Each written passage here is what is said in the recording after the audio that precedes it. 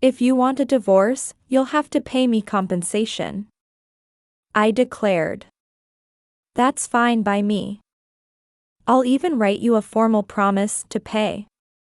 If I can cut ties with you for money, that's a bargain.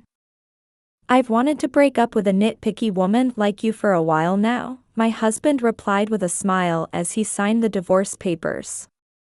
Little did he know he was about to descend into hell. I'm a 28-year-old housewife, living with just my husband and no children. Although we've been married for 3 years, I first met my husband 10 years ago. Back then, I was a high school senior preparing for college entrance exams. I desperately wanted to attend a particular university, but my school told me it would be difficult with my current grades. That's when I started studying intensively with a tutor, who would later become my husband. My husband was attending a prestigious university at the time, and he was an exceptional teacher. Thanks to him, my grades improved dramatically, and I was able to get into my dream university. We lost touch after the tutoring contract ended, but a few years later, we unexpectedly ran into each other at a drinking party I attended with friends. We started dating, and after a year of courtship, we got married. Now we rent an apartment together, splitting the rent equally between us. To be honest, the apartment is quite spacious for just the two of us and the rent is rather high, but we chose a place with extra rooms thinking about having children in the future. Our life together was as happy as when we were tutor and student, filled with smiles every day. However, my once kind husband gradually changed, and now I'm suffering from his emotional abuse. He's become incredibly condescending, constantly bringing up his prestigious university background. Whenever we have a disagreement, he keeps bringing up my college entrance exam days. Who do you think got you into university? Are you really in a position to argue with me? You wouldn't have made it to college without me, so don't forget what you owe me. He's always looking down on me. But my husband wasn't always like this. It all started about a year ago when he changed jobs. He had been working at a top-tier company but quit after fighting with his boss. When he tried to find a new job, he couldn't get into any of his preferred companies. He eventually ended up at a small company through a friend's introduction, but with a significant pay cut. From then on, he would come home complaining, "Damn it. Why should someone from a top university like me work at such a company?" His pride was probably getting in the way of fitting in at work. That's when he started treating me harshly, as if putting me down was the only way he could maintain his pride. I put up with it because I felt indebted to him for helping me with my college entrance exams, and I believed he would get back on his feet eventually. I could tolerate whatever hurtful things he said. But now I'm reaching my limit. With his low salary and no savings, our finances are quite tight. I've been working part-time just to manage the monthly rent. Then something happened that dramatically changed my life. My father suddenly passed away due to illness, and I inherited a substantial estate. My father had been an executive at a famous company and owned several properties. I inherited one of them, an apartment building in a prime location with considerable asset value. Of course, my husband, my mother, and I all mourned my father's death. However, it's also true that his inheritance eased our financial situation. That's when my husband's behavior became even worse. He stopped contributing to our living expenses and spent almost all his salary on entertainment.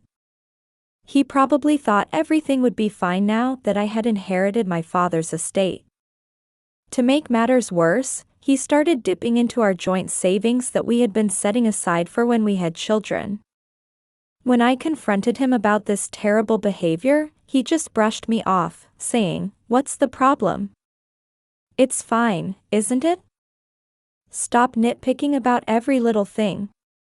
Our relationship became increasingly strained after that. Then one day, my husband came home in an unusually good mood. When I asked what happened, he said a young woman had approached him. He was elated, saying, well, looks like I've become quite famous. Come to think of it, he had recently been photographed for a local magazine's Street Snap section. My husband has always been good-looking, and the photo turned out very well, creating quite a buzz online. He started getting recognized on the streets more often and became rather full of himself. While I initially thought his good mood was fine, his newfound confidence led him to start playing around with women. He began picking up women on the street and using dating apps to meet and go out with them. His phone was full of conversations with various women. It seemed like all the recognition he'd been lacking at work suddenly exploded. When I confronted him about this unacceptable behavior, he denied any affair. There's nothing wrong with it.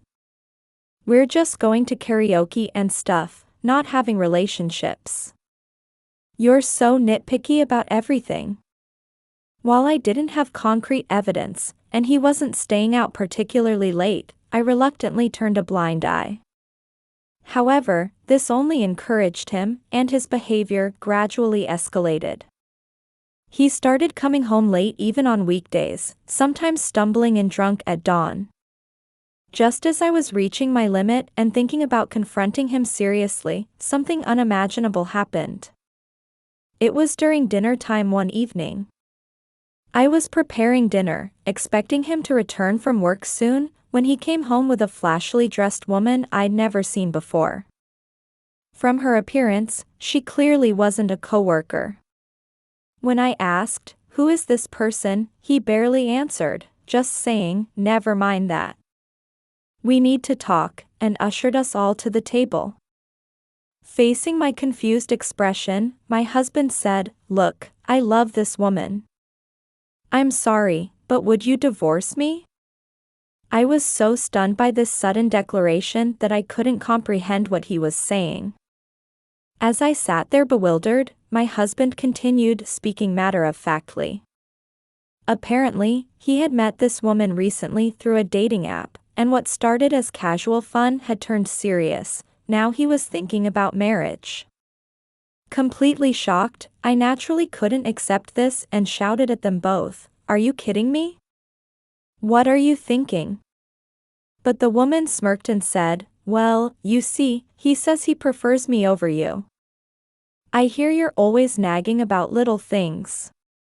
No wonder he's grown tired of someone like you. It must be exhausting to never get any peace."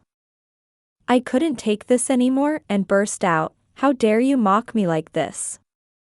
Fine. I get it. I'm done with someone like you. If you want to marry this woman, go ahead.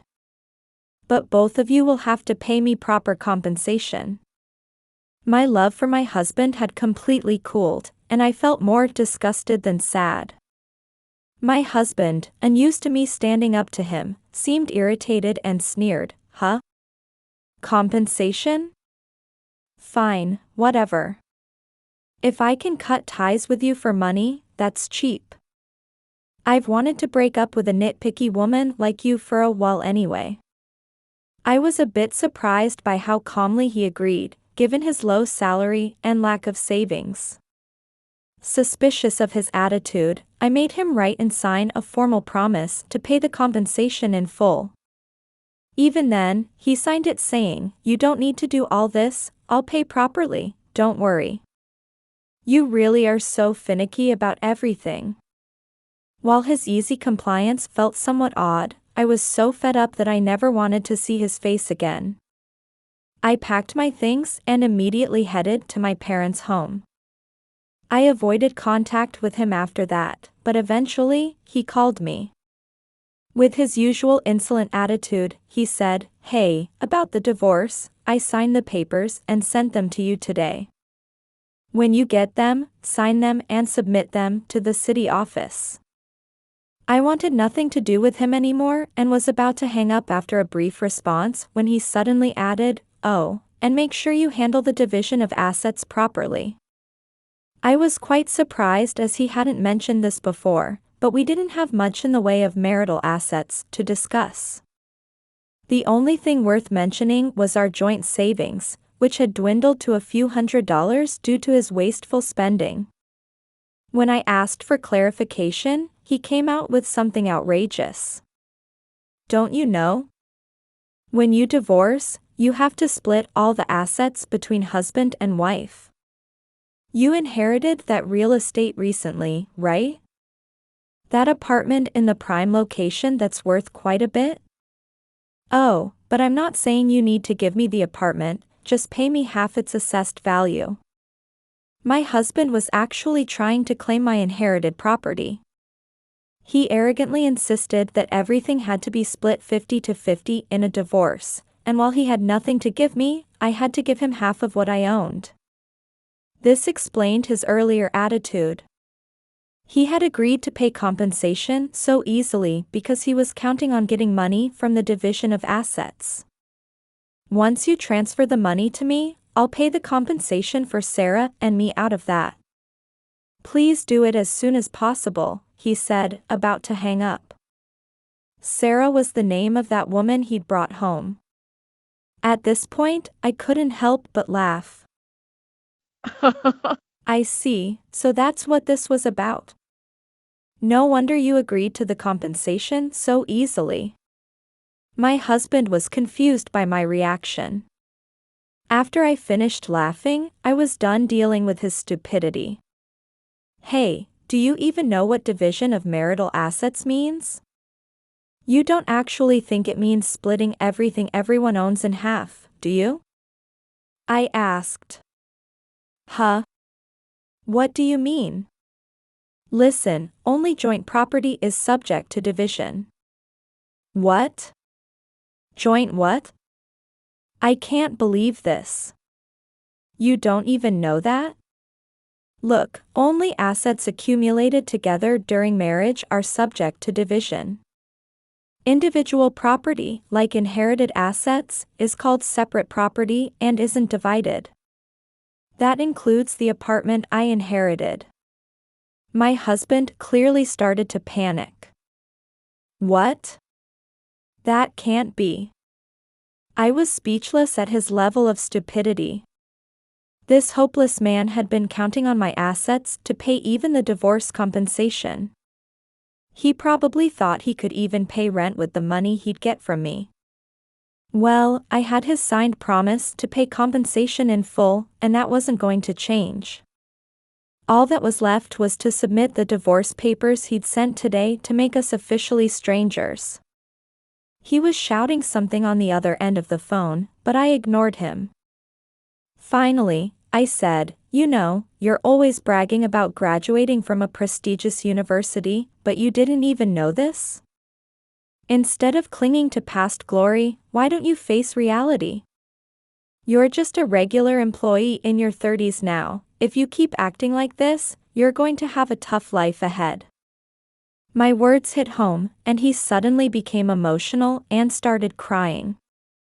I'm trying my best, but things just aren't working out. Hearing this, I lost all sympathy for him. While I used to listen to his insecurities before, that was when we were husband and wife. Now that we were getting divorced, this kind of thing wouldn't work anymore. This is exhausting. Why don't you talk about this with your new wife instead? That is, if you can keep her around, I said before hanging up. That evening, as promised, the divorce papers arrived from my husband. I filled them out immediately and submitted them to the city office. In the end, my husband couldn't pay the compensation, and his parents had to cover it, for which he got an earful. He also couldn't afford rent anymore and was evicted from his apartment. Of course, I also demanded and received compensation from his mistress, though her parents ended up paying that too. Apparently, that woman had been impressed by my husband's prestigious university background and thought he was an elite. She had been excited about living in a luxury apartment, but quickly left him after learning his true nature. He had probably filled his dating app profile with fancy words and lied about his current income. After losing his apartment and being abandoned by the woman, my husband had no choice but to move back in with his parents. I heard he's practically under house arrest there, under his parents' strict supervision.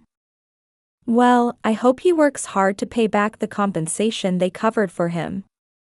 As for me, I started working full-time, wanting to live independently without relying on my father's inheritance.